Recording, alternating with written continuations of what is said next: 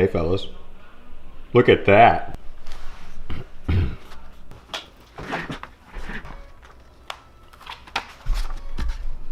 It's like in order to do a video, I have to know what I'm calling this. I don't know what this is called. And I don't know what to say about it. And I don't know where to start. Here, how about this? It's going to be a 2-piece silicone mold. Never done that before. I don't even know if that's a good idea, but it's gonna be that. Neato mosquito design feature, open mouth that jig head goes into. And it has to be a 2-piece because I wouldn't be able to get this bait out of this mold if it wasn't. But I like a tail design like that for this time of the year. There might be some arms coming off of this thing too. You saw it in the thumbnail, I didn't yet. So I don't know, but let's go. Let's commence the making of this.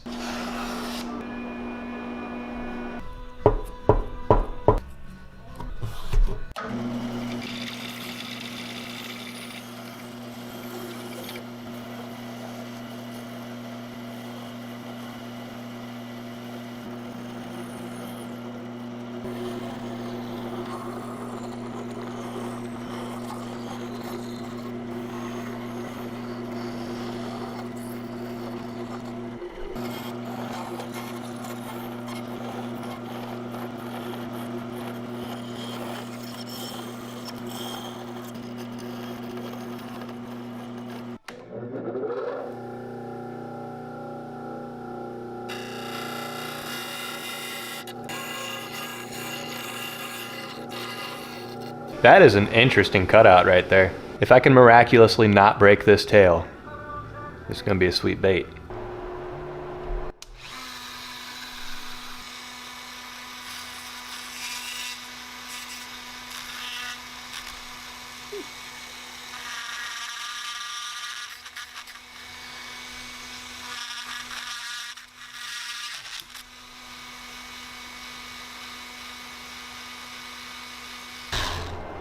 Maybe that wasn't the right tool for the job.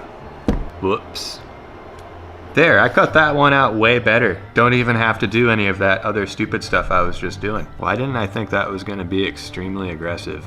I thought it was like gonna be like bzz, bzz, but it was like take my pencil,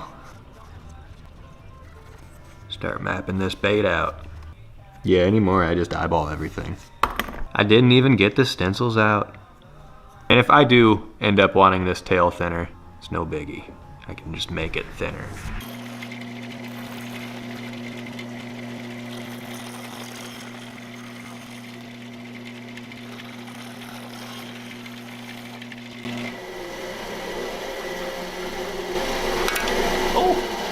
Oh my goodness, what the heck? I was blowing all this stuff away, but my bait was right here.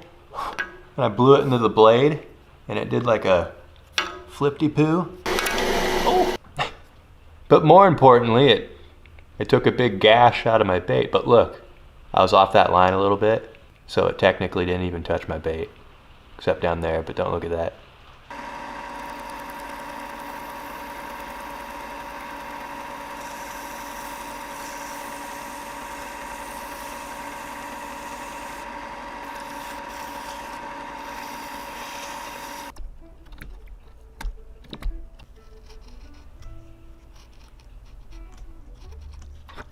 This is going to be a bit of a delicate process. I just had to put a fin on this.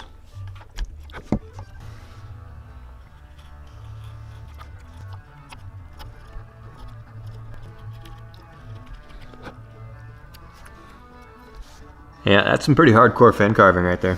This might take the cake for the most delicate thing I've ever carved. But here we go. Take the cake, I don't care. This will just be a beautiful little piece when it's done, you know? So intricate. It's like a dragon.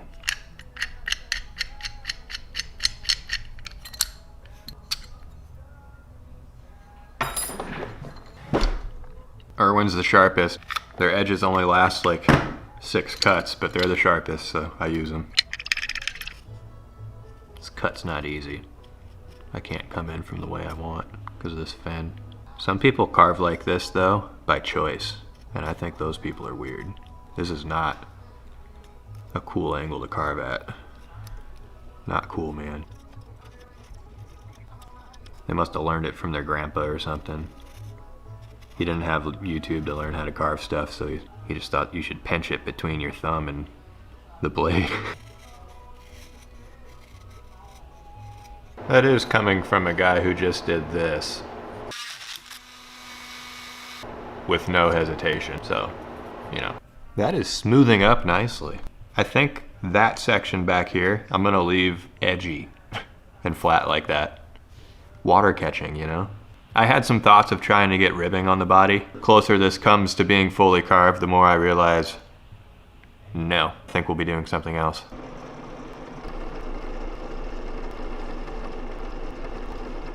I find with soft plastics, it's good to give that eye socket as much depth as you can get away with. That keeps them held in better.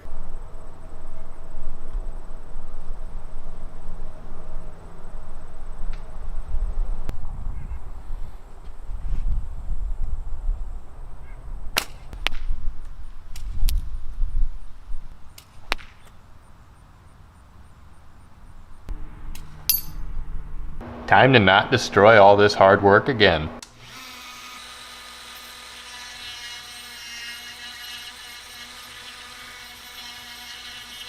That's nice. That's very hollow. Big cavity in there.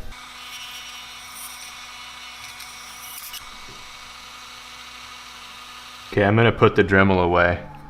I'm gonna glue this back on because that's a nice clean cut, and put the Dremel away. That's too much glue.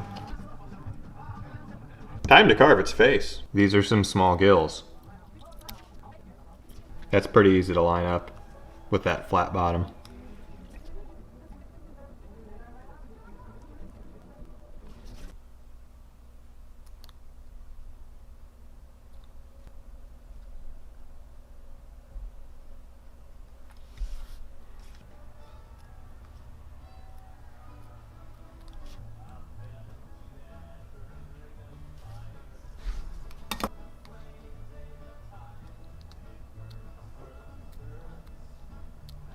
It's a skill, learning how to like roll the paper along your scissors while cutting to get a smooth, even cut, not bumpy cut, you know? I saw a Japanese dude do that really well once. It was an impressive sight. You know, it's not just something you learn in first grade. People go on from there and develop insane scissor cutting careers.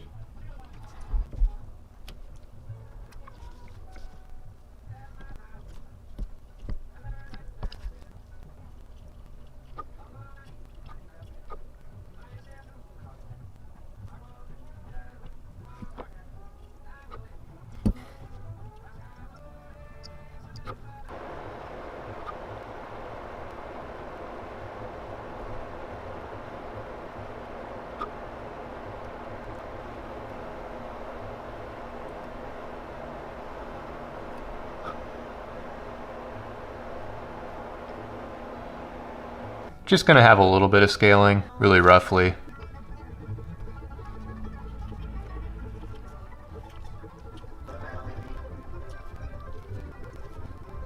That's barely cutting anything. It's more just rounding off that edge by pushing it around. Works really good on Tupelo. It's cutting a little bit.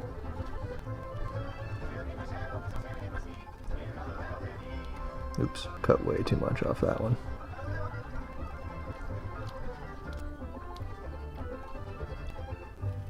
Bigger the scale, the more you cut off to make them all the same shape and proportional.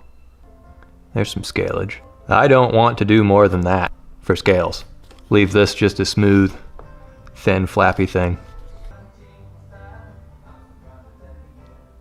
Last little detail I did off camera was cut those gill striations or whatever those are. I cut those. One pass with a knife. Makes them really defined. It makes it so when you put the polyurethane on, it's a sheer carving, like it's an edge. And you can use that effect on different details to make them different from other details. Some polyurethane will clean all this up nicely.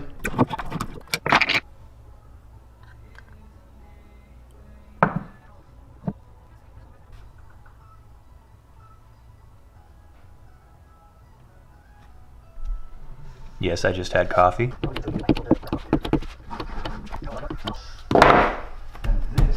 I got this master to a smoothed off finish that I've been wanting to try. I think this is gonna be good. A super heavy matte finish was put down first, and then a really thin gloss finish was put over that. I hope you see the glare, how it's still slightly bumpy. It's not a perfect gloss. I think that gives the bait more of a presence in the water if there's a slight matte finish and it's not just all gloss. If it's gloss, it like blends into the water really good, might be good for really clear water presentations, but in the river, I want this finish on this bait.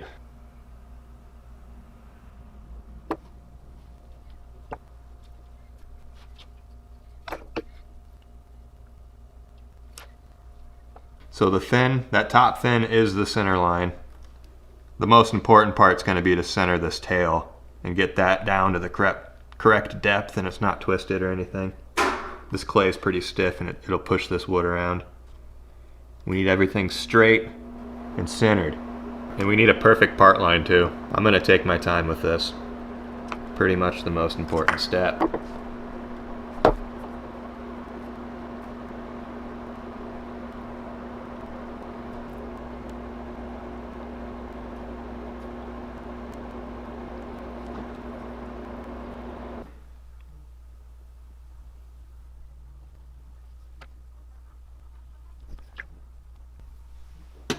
So, on the mouth of this, I hope you guys can see, I decided to do it that way. I put the part line all the way over on the other side of this bait. So all of that mouth cavity can be on one piece instead of splitting it into two. It might make for more symmetrical mouth cavity castings as this mold gets a little older. I'm happy with that. Let's pour it.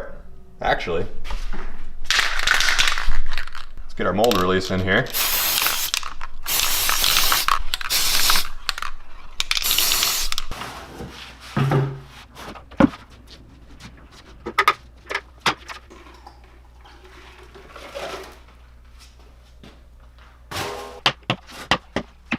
Since I bought, dang it, I just dumped all that in. Look at that. There's a bunch of crap on that lid and I just dumped it in my silicone. Wow. But as I was saying, since I bought 5 gallons of this stuff, I have to stir it every single time.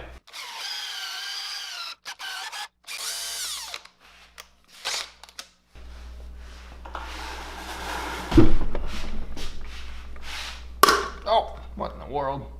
How'd that cup break? What is that? I was just holding on to it and it broke. Well, it was only designed to hold water.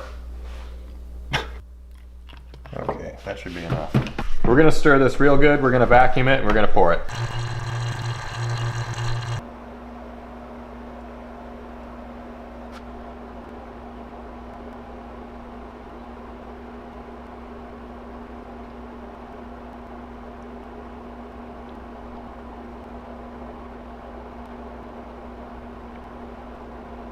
Okay, that's all it's gotta be. I mixed way too much. See you on the flip side. Oh boy, 12 hours later. See how clean this is. All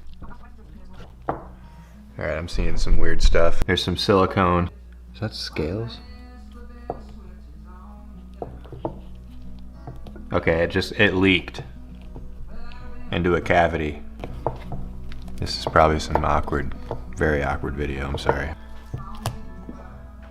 Well, that's not bad at all. Pull this garbage off here. I can deal with that. Confidence boost plus 20 points.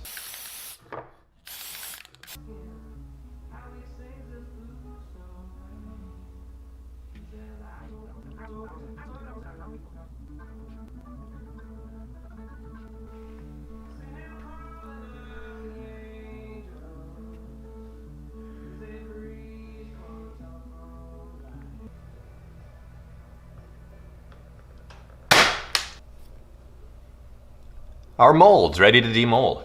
Never drop guard, fellas. That's a lovely sight. Quite a bit of carving and work to get it here. Let's see how clean the mold breaks. Very nice. This one's not there. See, stuff like this happens with silicone. See, I'm pulling it apart, but that's wanting to happen, but it needs to break. Yeah. That could have just screwed everything up, but it didn't, so never mind.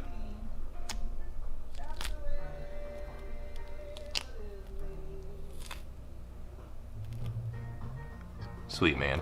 No sharp things jetting out that the plastic can grab and pull away with. It picked up the threading off of the screw I had in the bait to hold it. We don't need that. That'll be good jig point, hook point on your jig placement to rig the bait, you know? That looks pretty crazy with that thing up in the head right there, but hopefully it looks cool. Hey Finn, what are you doing?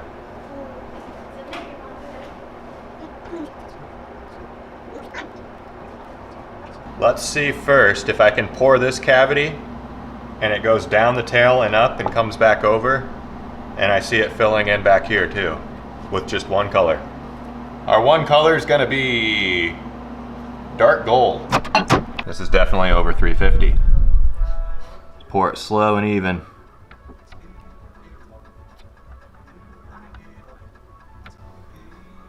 It did not. Let's see if I can pour this side now and it connects. Oh boy, this might be tough. So I poured out most of that just so it'd cool off quicker. I'm kind of thinking this won't be a usable bait, but let's see what happened. So we didn't get connection or a full pour. That didn't fill in. So let's try some different techniques of pouring this. Broke the heat gun out too. I'm gonna get the tail really, really hot. And the plastic really hot. This is like 370. It makes it thinner, it really does. Heat gun's gonna come off and the plastic's gonna go in right away into the tail. I don't think there's any way that top fin has a chance of being poured. I just splashed it right over the top fin, caught a whole bunch of air in it. But hopefully the tail is poured on this bait. It felt like it was good. That felt good. Please be a full tail. That seems like a full tail with an air bubble. Dang it. You guys see that bubble? That's probably where they met. Poured it from this end, got to there. You can pull on that, it's not really... It's fishable. I'll throw it. The ultimate question of the video has been answered though. In its pure soft plastic form, the tail stands up by itself.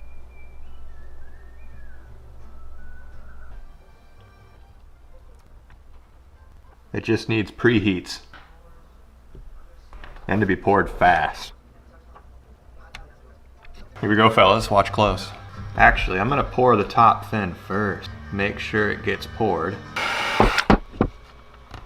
This is my favorite technique with silicone open pour. To fill up the cavity, pour it out, and then pour another color in so you can layer colors. Ouch, that was still completely hot. I just gotta finish this body here. Let's do like a, yeah, let's do a red. I'm gonna do this real quick because I want a red tip tail if I got a red body. See how that turned out. See, it didn't turn out all the way. Good thing I did that. I poured this side a little too fast.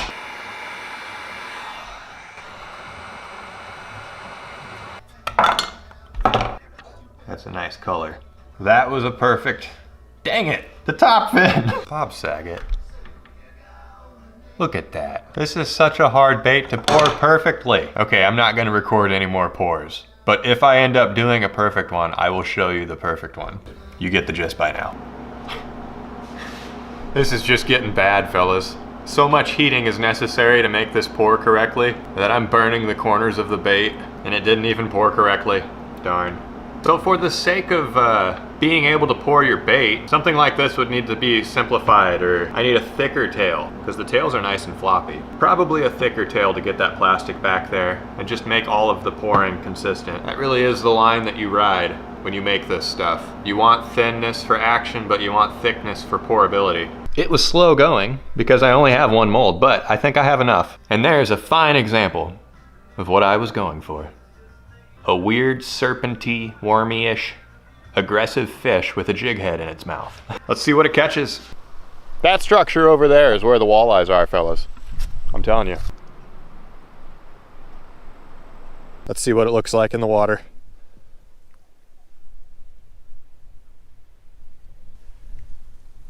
It really looks like exactly what it needs to. The tail on a steady retrieve is more of a shake. It's not a twister tail kind of thing at all. But when you let it loose, that's when it shines.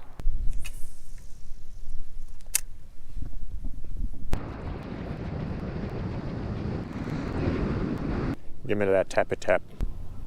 This is what we got going on the bottom. It really is an immaculate action. That tail coils back up every time. Here is what we are dealing with. Morning. It's a nice chilly November morning. Let's go to the ditch. I'm not bringing the kayak. Let's just go to the ditch. I saw a guy pulling walleye out of there last time I was there. We'll see if this bait can do the same. Okay.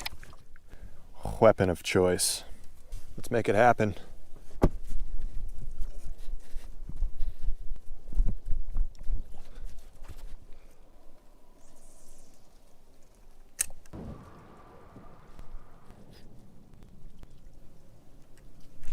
Got one. Fish on, fellas.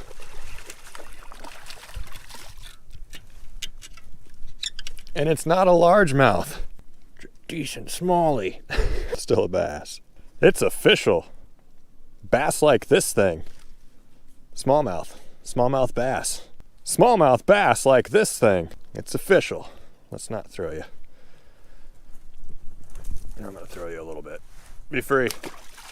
Ah, we did it. Let's see if we can catch 20 more. Because that was quick. Oh, that was a good bite.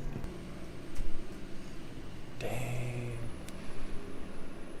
They're panting me. I learned that term from Spencer. River certified Spencer. When your bait gets pulled off the hook, you get depanted.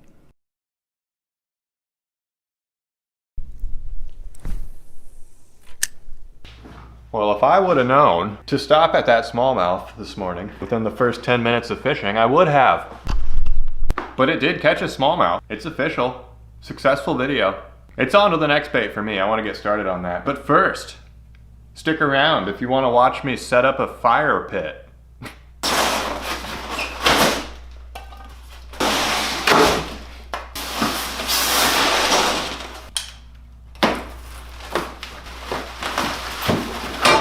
I got a big copper-plated bowl one. I thought it'd look cool once that starts burning and stuff. I didn't know there was a hole in it. The heck even is that?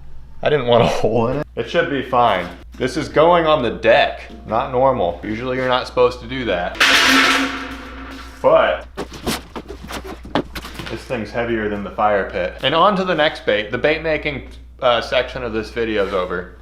So on to setting up a fire pit actually. That's what we're doing now. That's a seriously well-packaged box. Oh man, that's those hardcore staples. Those staples are good.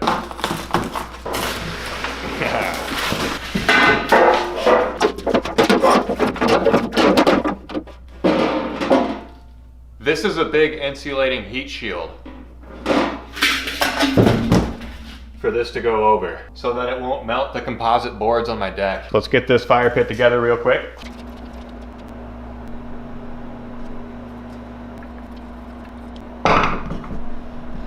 $16 more to go. Just hoping my house insurance premium doesn't spike because they watch these videos. So this is supposed to just slide over this like a glove. Let's see.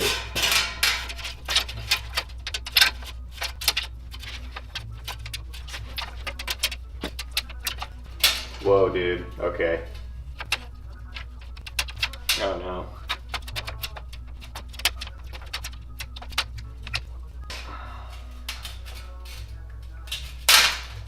Oh my. How are you supposed to? Dude. How'd you get out? I did it.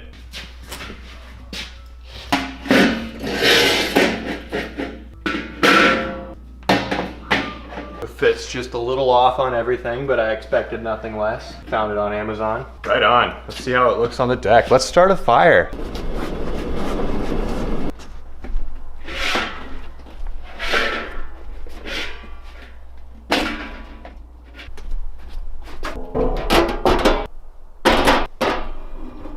That fits perfect. Cardboard that the fire pit came in.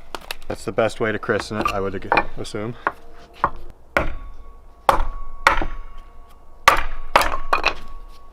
This is the driest oak in the world.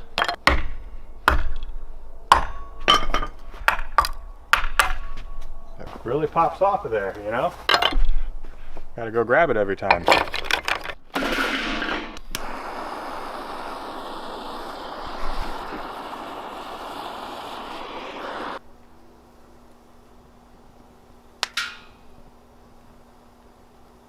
I like the pings on the bowl when it pops. Alright, I should probably give you an update on how this did in the next video or something instead of drawing this out any further.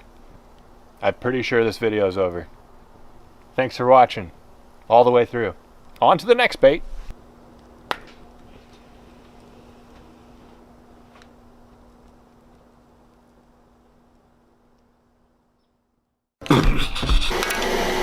They must have learned it from their grandpa or something. Well, it was only designed to hold water. Dang it! Take the cake, I don't care. Okay, I'm gonna put the Dremel away. I'll let you know if my deck burns down too.